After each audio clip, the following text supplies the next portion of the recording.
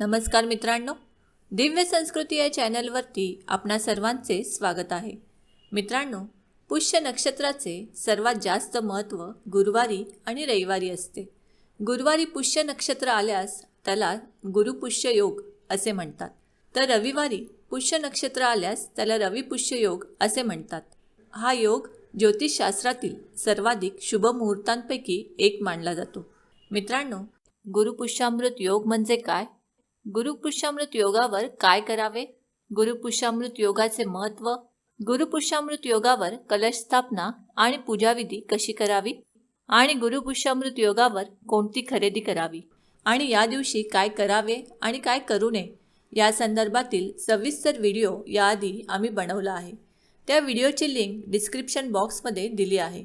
तो जर व्हिडिओ तुम्ही बघितला नसेल तर तो व्हिडिओ देखील तुम्ही आवर्जून बघा. गुरुपुष्यामृत योग हा दिवाळीप्रमाणे शुभ फलदायी असल्याचे मानले गेले आहे.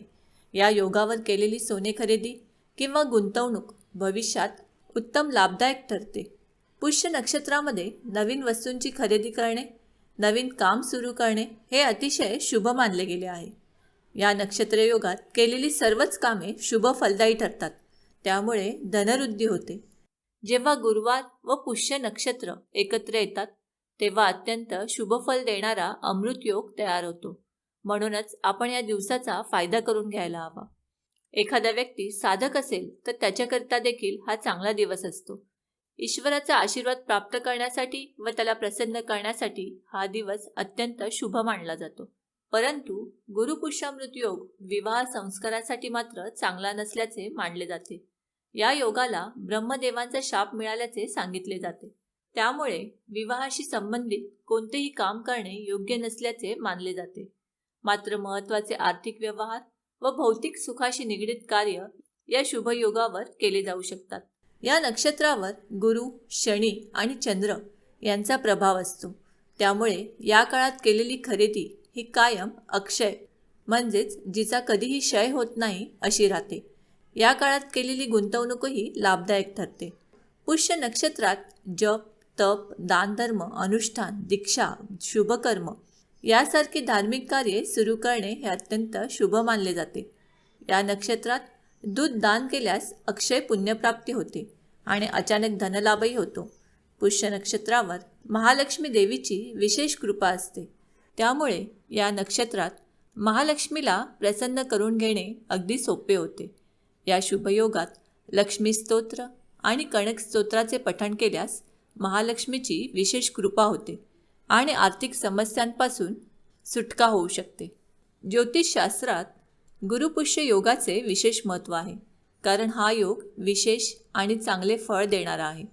ज्योतिषशास्त्रातील सर्वात श्रेष्ठ व दुर्लभ योगांपैकी हा एक योग आहे. ज्योतिषशास्त्रात ग्रहांचा गुरु बृहस्पतीला पुष्य नक्षत्राचा देवता मानले गेले आहे. गुरुवार आणि पुष्य नक्षत्राच्या संयोगाने झालेला हा शुभयोग आपल्याबरोबर अनेक शुभ संयोग घेऊन येत आहे. हा गुरुपुष्य योग धनवृद्धीसाठी अतिशय शुभ आहे. ज्योतिषशास्त्रानुसार या दुर्लभ संयोगात तुम्ही धनप्राप्तीसाठी काही उपाय केलेत तर तुम्ही त्यात नक्कीच यशस्वी होऊ शकता. गुरुपुष्य योगाच्या दिवशी लाल गाईला गूळ आणि गोड पोळी खायला द्यावी. असे केल्याने तुमच्या आर्थिक समस्या दूर होतील. सोबतच या शुभ संयोगात धनधान्य वृद्धीसाठी श्रीयंत्राची स्थापना करणे चांगले मानले जाते. यामुळे फक्त चांगले परिणाम मिळतात एवढेच नव्हे तर माता लक्ष्मीचा आशीर्वाद आपल्याला मिळतो आणि ऐश्वर्यवृद्धी होते. गुरुपुष्य योगाच्या दिवशी लक्ष्मी नारायणाच्या पूजेबरोबर महालक्ष्मीला कमळाचे फूल आणि पांढरी मिठाई अर्पण करा. तसेच या दिवशी महालक्ष्मी मंत्राचा जप करा. महालक्ष्मीचे नामस्मरण करा.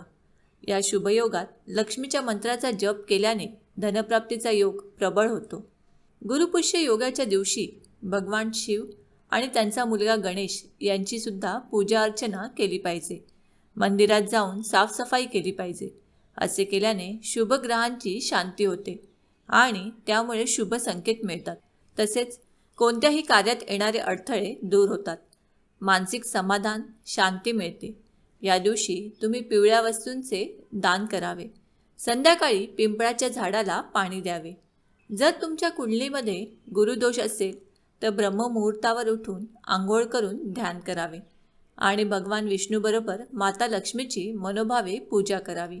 त्यानंतर विष्णू सहस्त्रनामाचे पठण करावे. केशर आणि चण्याच्या डाळीचे सेवन करावे. सोबत कपाळावर केशरी टिळा लावावा. या दिवशी कोणाकडूनही उधार घेऊ नये किंवा कोणालाही उधार देऊ नये. असे मानले जाते की कुंडलीमध्ये गुरुची स्थिती चांगली नसल्याने आर्थिक समस्यांचा सामना करावा लागतो. त्यामुळे या दिवशी उधार देणे किंवा घेणे टाळावे. मित्रांनो, गुरुपुष्यामृताच्या दिवशी सकाळी लवकर उठून सूर्याला अर्घ्य द्यावे. हा एक रामबाण उपाय आहे. सूर्यासाठी घालवलेला 1 मिनिटाचा वेळ. तसेच दुसरी गोष्ट आहे, जे जमेल ते दान करा. तसेच दान किती करतो याला महत्त्व नाही, दान करण्याला महत्त्व आहे. या दिवशी तूप, चपाती आणि गूळ हे तुम्हाला गाईला खायला घालायचे आहे. जर शक्य असेल तर या दिवशी उपवास करा. उपवास जर धरला तर प्रत्येक क्षेत्रामध्ये तुम्हाला सफलता येईल. त्याचबरोबर पिंपळ, शमी, रुई या झाडांची देखील या दिवशी पूजा करावी. तसेच या दिवशी संध्याकाळी दिवे लागणीच्या वेळी लक्ष्मीसमोर तुपाचा दिवा तुम्हाला या दिवशी लावायचा आहे. श्री सुक्ताचे जितके जमतील तितके पाठ तुम्हाला घरामध्ये करायचे आहे. या दिवशी लक्ष्मीची पूजा करण्याला विशेष महत्त्व असते. मित्रांनो, या दिवशी श्री सुक्ताचा पाठ करणे जर तुम्हाला जमत नसेल तर ओम ऐं ह्रीं क्लीं चामुंडाय विच्चे या मंत्राचा 108 वेळा अवश्य जप करा.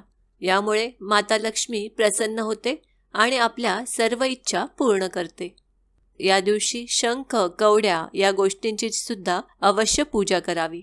तसेच या दिवशी दीपदान करण्याला देखील महत्त्व आहे. मित्रांनो, ज्योतिषशास्त्रानुसार या शुभ दिवशी लक्ष्मी स्तोत्र, कनकधारा स्तोत्र याचे वाचन करा. ते कल्याणकारी मानले जाते.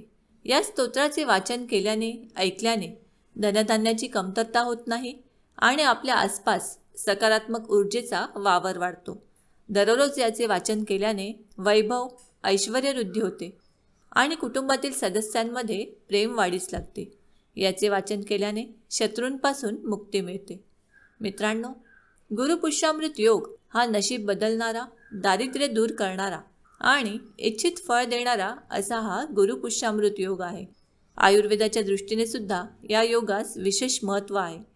गुरुपुष्यामृत योगासारख्या अत्यंत प्रभावी योगावर केलेली प्रत्येक साधना विशेष आणि अद्भुत फलदायी आहे.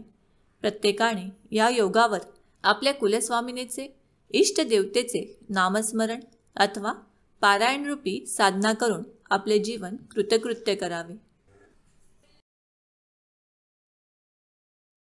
मित्रांनो, आम्ही अपेक्षा करतो की आम्ही सांगितलेल्या माहितीचा तुम्हाला सर्वतोपरी लाभ होईल.